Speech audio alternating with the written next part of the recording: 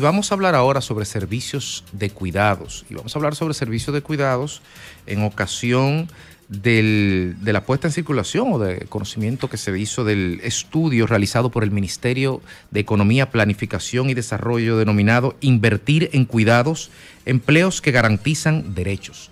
Y para ello está con nosotros la doctora Rosa Cañete. No, doctora. No, doctora. Bueno, debería. Doctora en mi amistad, en proceso. En un proceso. La doctoranda Rosa Cañete, quien es directora de análisis de pobreza, desigualdad y cultura democrática del Ministerio de Economía, Planificación y Desarrollo.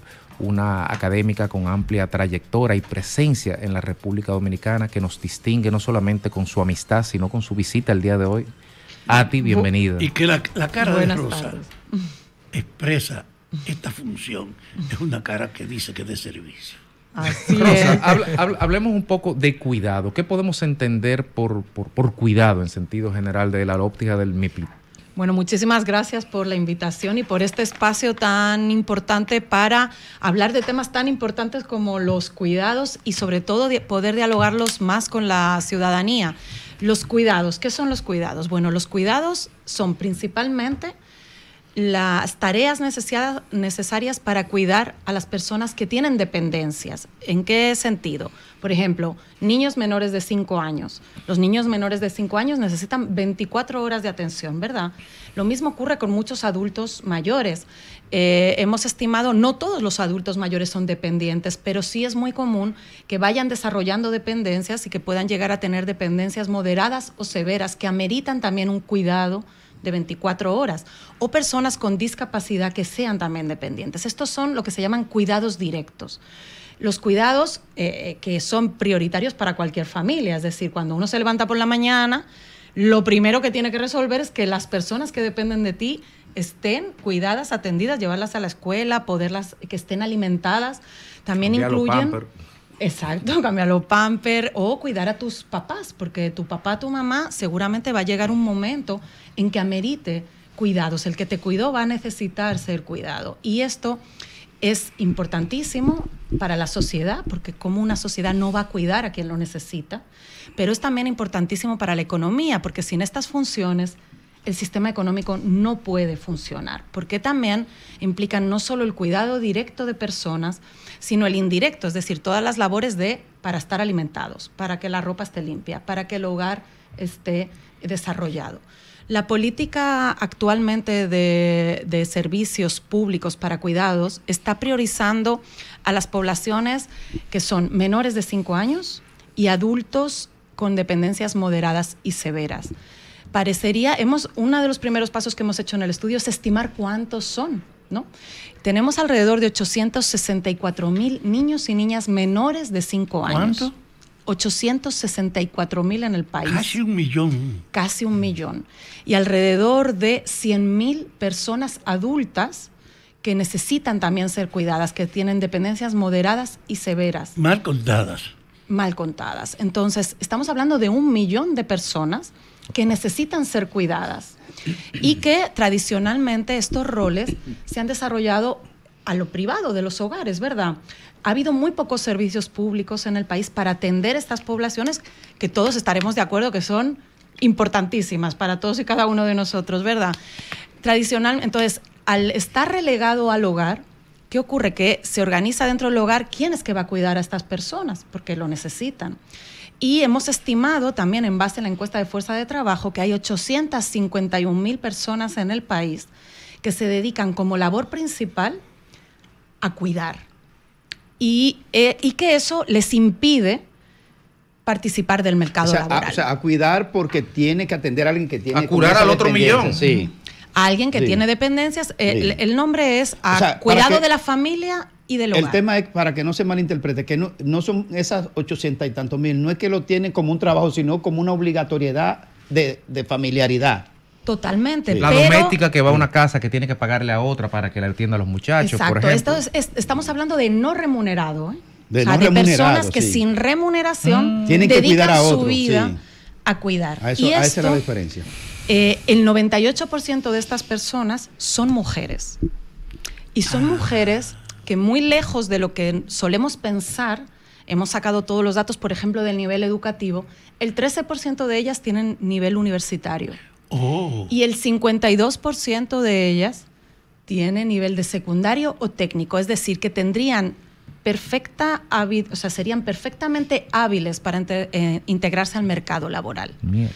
Entonces, esto, si bien es importantísimo para la sociedad, como hemos planteado, porque es la gente que más nos importa, que depende de nosotros, es también muy importante para la economía. Sí, porque es un tema porque limita al que está en estado de cuidador, limita su propio desarrollo particular, profesional, individual. No puede producir porque no es un trabajo, es una responsabilidad. En eso está, ¿verdad? Ese es el impacto. Totalmente. Y que invertimos mucho en formación en personas que luego no pueden participar del mercado y que no tienen autonomía económica, no pueden aportar a la seguridad social, ¿no? ¿Qué procura el programa? Entonces, dado que se levantaron esos datos, ¿qué procura el programa? Ya tenemos la data, pero ¿qué se pretende hacer con eso? Bueno, en el año 2021 publicamos 10 instituciones del Estado la Política Nacional de Cuidados, toda una articulación del trabajo de 10 instituciones que pretende aumentar los servicios principalmente de cuidado que provee el Estado para cuidar a esas personas que necesitan ser cuidadas y también profesionalizar de alguna manera, es decir, que personas, por ejemplo, una de las líneas ha sido desarrollar currículum en Infotep para generar una profesión de cuidados y, por ejemplo, Supérate ha financiado que 1,000 personas de su programa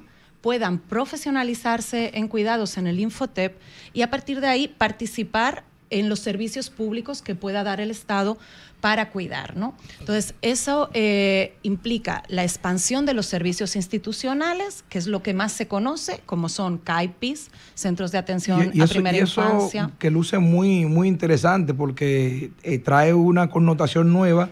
Es algo que siempre ha existido, pero como que sumergido. Nunca se ha como inmiscuido y sacar lo positivo. Y no podría ser este punto del estudio de cuidado y la promoción del mismo, no podría ser como algo contra natura a lo que hace la DGI, que anda buscando la formalización de la empresa y la formalización del empleo. La formalización del empleo es algo que también busca la política. ¿Por qué? Porque si generamos, o sea, la estimación que hemos hecho, si llegáramos a una cobertura universal de ese 1,000,000 de personas, que digamos estamos todavía muy lejos, las brechas son importantes, o sea, de ese 1,000,000 de personas que ameritan ser cuidadas, solo 100,000 están siendo cubiertas por servicios públicos. Es decir, falta mucho, tenemos que avanzar.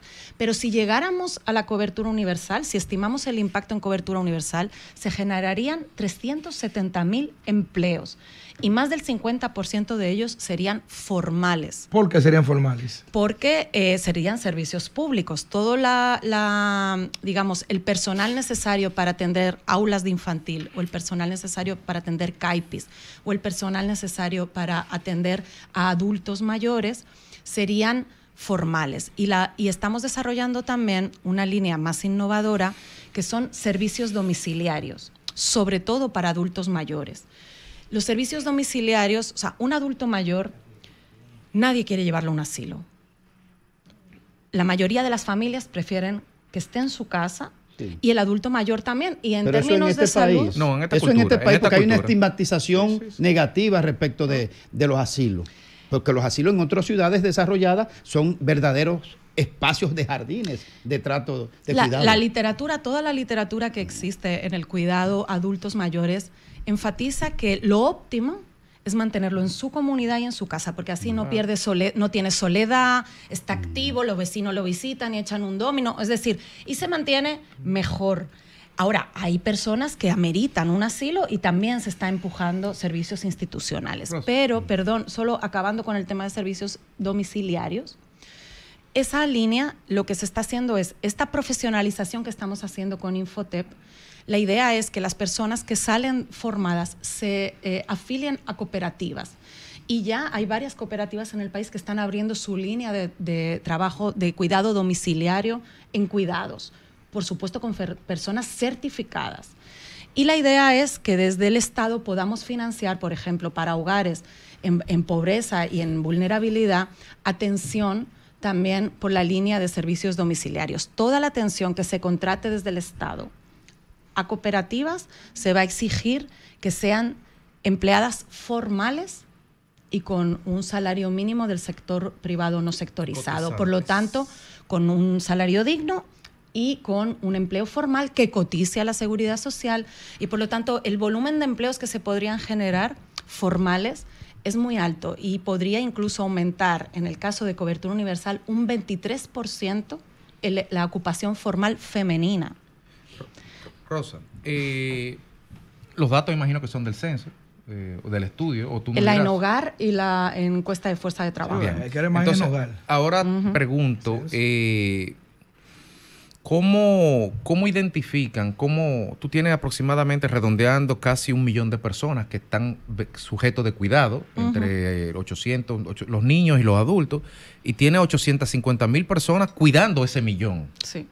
Tú tienes, o sea, y estamos hablando de que 1 millón es un 8% de la población, 8 punto algo.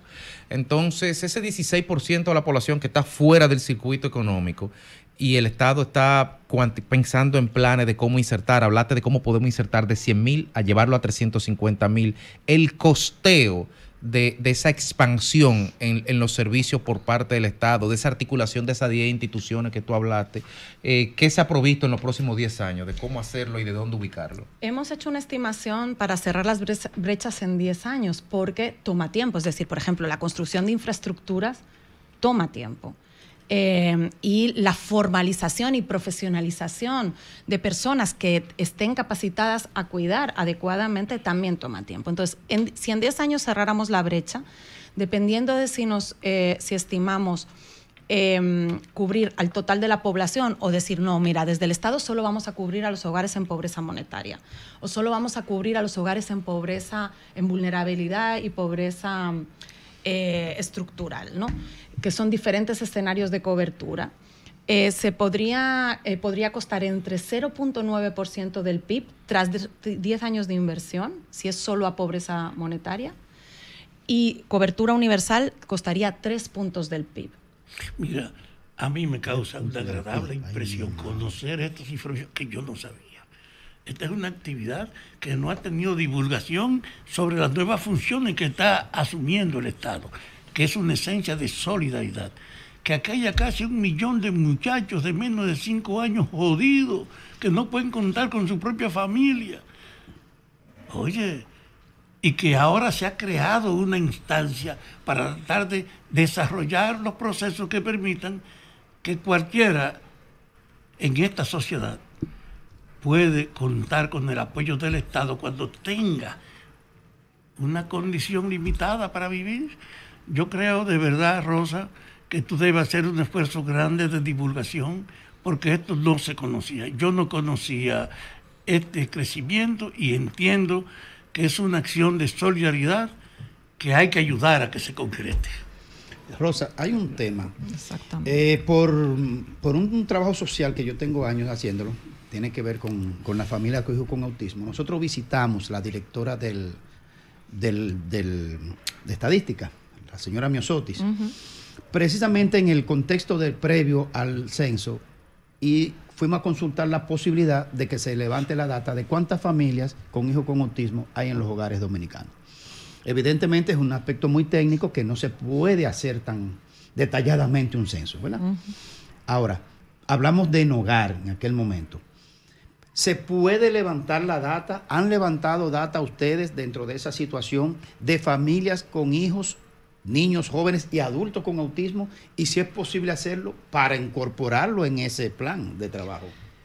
En la estimación que hemos hecho, lo que hemos utilizado es la Enogar de 2021, que incluyó una pregunta que le pregunta a cada miembro del hogar si son capaces de realizar ciertas funciones. Hay un set de preguntas que se llama el set de preguntas del grupo de Washington, que te preguntan, ¿es usted capaz de alimentarse a sí mismo? ¿Puede usted movilizarse? ¿Se orienta o no en la calle? ¿Es capaz de llevar sus finanzas? O sea, son preguntas muy básicas y genéricas que permiten identificar y clasificar a la población si tienen una dependencia severa, moderada, leve o no tiene dependencia. Si consigue responder que sí a todas las preguntas, no tiene dependencias. No llegan a preguntar la identificación médica de por qué no, es decir, si es por autismo, si es, pero sí desde diferentes instancias, como, o sea, se espera poder levantar, y yo creo que en próximas encuestas se podría integrar preguntas más específicas sobre la enfermedad específica que genera la dependencia para tener servicios más especializados. No, por ejemplo, el CAID. Yo lo digo por la alta prevalencia cada vez más alta del tema. Entonces, hay personas con autismo severo que no hablan. Entonces, depende de la información que dé quien lo cuida. Entonces yo creo que es una tarea pendiente por la inexplicable razón del incremento de personas con autismo que hay que incorporarla en programas muy específicos. Totalmente de acuerdo. Bueno, pues Rosa Cañete, muchas gracias por estar aquí el día de hoy, por compartir estas informaciones, Fafa. Lo que pasa es que hace 2 semanas que esto salió, ¿verdad? Entonces tú estás fresco del horno.